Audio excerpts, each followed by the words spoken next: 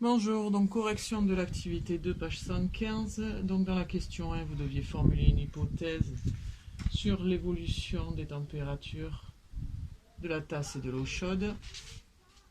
Et ensuite, donc, observer l'expérience afin de noter les valeurs dans le tableau. Donc on avait l'eau du robinet dans un Erlenmeyer, puis l'eau chaude dans un tube à essai.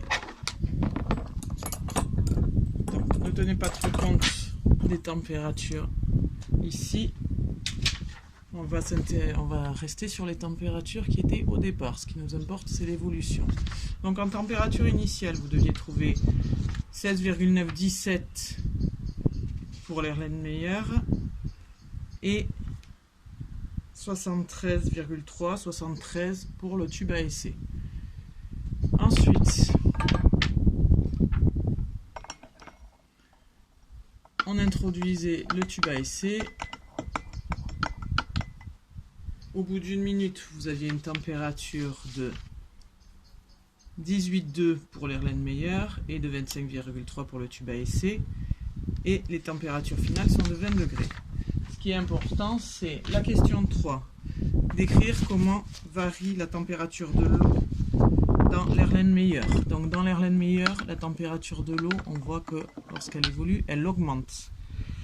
Petit 4, décrire comment varie la température de l'eau contenue dans le tube à essai. Donc dans le tube à essai, la température de l'eau diminue très rapidement. Question 5, identifier le corps qui cède de la chaleur et celui qui en reçoit. Donc le corps qui cède de la chaleur, c'est celui dont la température va diminuer. Donc c'est l'eau contenue dans le tube à essai qui cède sa chaleur. Et le corps qui en reçoit, c'est le corps dont la température augmente. Donc c'est l'eau dans l'Erlenmeyer.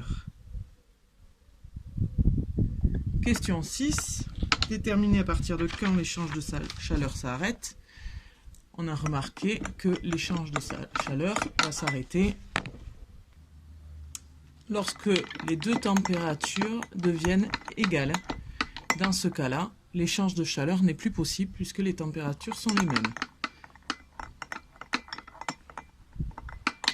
Donc on trouve la température finale à 20 degrés. Pour la question 7, donc confirmez ou invalidez votre hypothèse.